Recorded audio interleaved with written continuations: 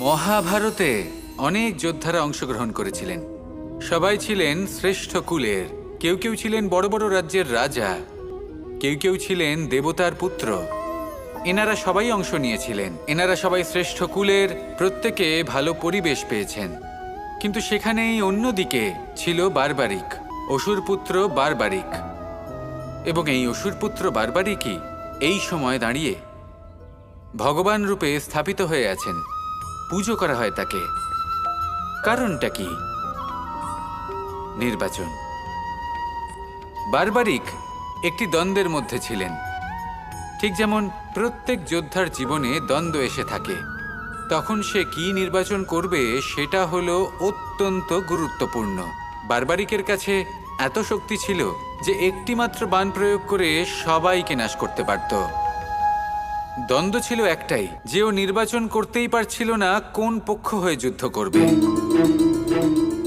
ওর নির্বাচন ছিল এটাই যে ও কোনো পক্ষের হয়েই যুদ্ধ করবে না, বরং নিজের মস্তক সে দান করবে।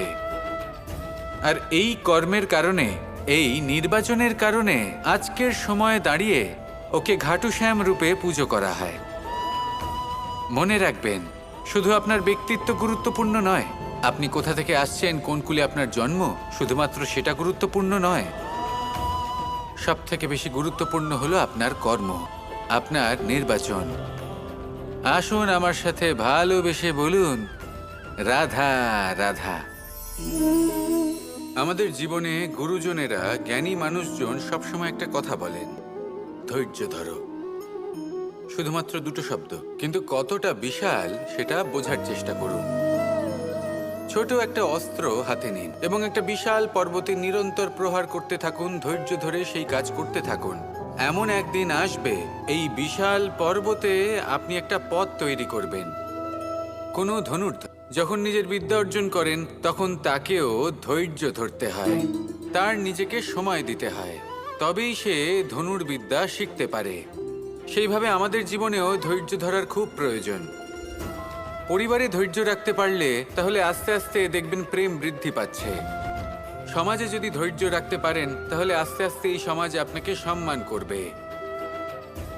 যদি নিজের জীবনে ধৈর্য রাখতে পারেন, তাহলে নিজে থেকেই আত্মবিশ্বাস বাড়বে, নিজের বিকাশ হবে।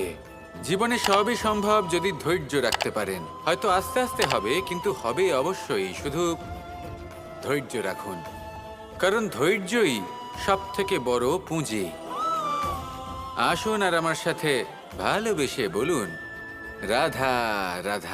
এই সংসারের সব থেকে বড় সত্যি হলো জন্ম এবং মৃত্যু, কিন্তু আরো বড় একটা সত্য আছে, মিত্র এবং শত্রু, যা আমাদের সকলের জীবনে থাকে। মিত্র সে যে আমাদের সঙ্গ দেয় এবং সংসারের সব থেকে উঁচু শিখরে আমাদের নিয়ে যায়, এবং শত্রু সে যে যে কোনো মুহূর্তে যে কোনো শিখর থেকে আমাদের নিচে ফেলে দিতে পারে।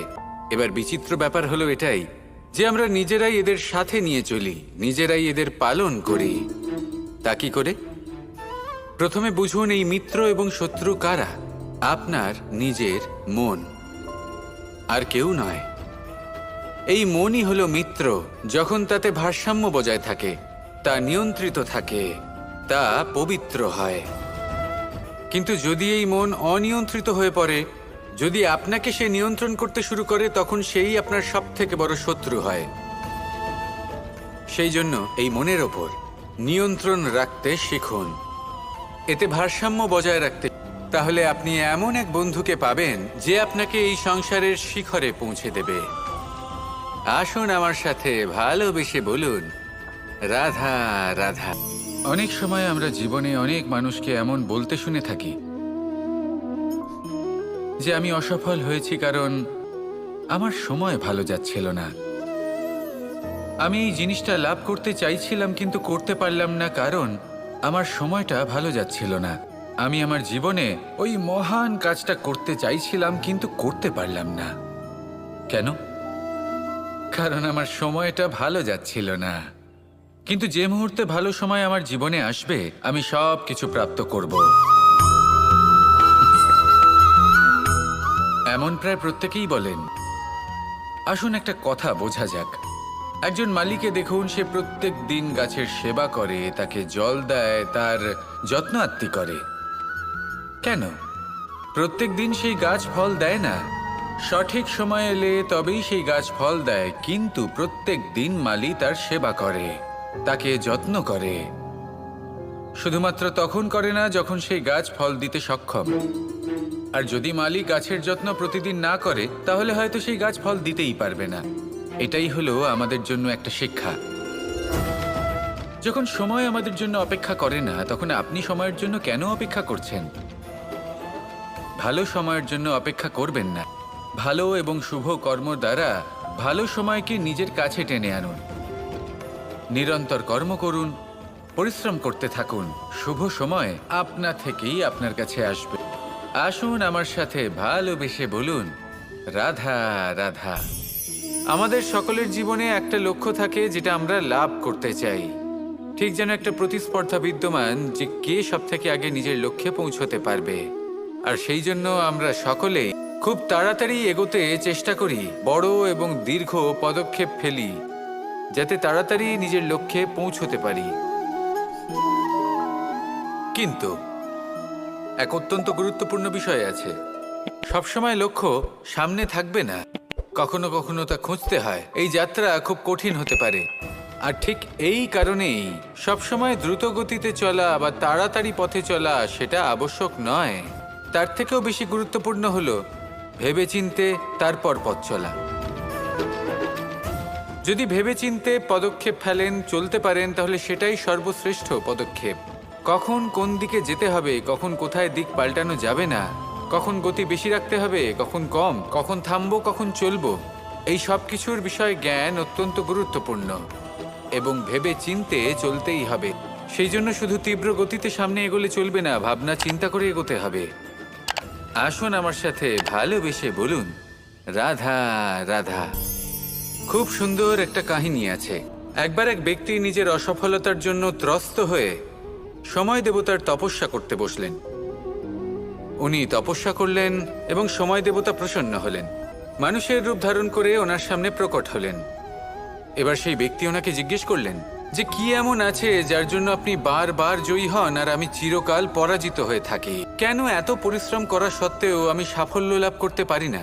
তখন সময় দেবতা উত্তর দিলেন যে দিন হোক বা রাত, ঝড় হোক বা ভূমিকম্প, রোদ হোক বা বৃষ্টি হোক, সময়ের সূত্রপাত হোক বা প্রলয়, আমি থামি না, আমি চলতেই থাকি। আর সেই জন্য যিনি থেমে যান তিনি পরাজিত হন আর আমি জয়ী হই। এটাই আমাদের শিখতে হবে। জীবনে সবসময় চলতে থাকুন, কখনো থামবেন না। হ্যাঁ, কিছুক্ষণের জন্য বিরতি নিতে পারেন, বিশ্রাম করার জন্য, নিজেকে আরো সশক্ত করে তোলার জন্য, কিন্তু থেমে যাবেন না। নিরন্তর কর্ম করতে থাকুন, পরিশ্রম করতে থাকুন, তবেই এই সংসার আপনাকে মনে রাখবে।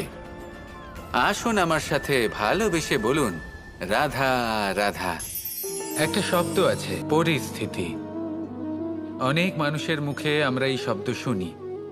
জীবনে যখন অসফল হই, দুঃখ আসে, সংকট আসে, কোনো বিপদ ঘনিয়ে আসে, তখন সমস্ত দোষ আমরা পরিস্থিতির ওপর চাপিয়ে দিই। আর দেখতে গেলে কোথাও না কোথাও ঠিকই করি। এই পরিস্থিতি প্রত্যেক দিনের মতো পাল্টাতে থাকে, কিন্তু এই দিন, এই রাত, এমন কেউ আছেন যিনি এর ওপরেও নিয়ন্ত্রণ সাধন করেন, আর তিনি হলেন সূর্য। ঠিক সেই রকমই আমাদের জীবনেও সূর্য হলো এই মন। যদি এই মনের ওপর আমরা নিয়ন্ত্রণ করতে পারি, তাহলে আমরা জীবনকেও নিয়ন্ত্রণ করতে পারব। প্রথমে এই মনের রাজা হয়ে উঠতে হবে। তাই মনে রাখবেন, যদি মন দুর্বল হয়, তাহলে পরিস্থিতি আমাদের সমস্যা বলে মনে হবে। এই মন যদি স্থির হয়, পরিস্থিতি প্রতিস্পর্ধা বলে মনে হবে। আর এই মন যদি শক্তিশালী হয়ে ওঠে, তাহলে যে কোনো পরিস্থিতি আপনার কাছে একটা সুযোগ মাত্র। এমন এক সুযোগ যাতে অগ্রসর হয়ে আপনি মহান হয়ে উঠতে পারেন। এই মনের শক্তির বৃদ্ধি ঘটান, মহান হয়ে উঠুন, আর আমার সাথে ভালোবেসে বলুন, রাধা রাধা।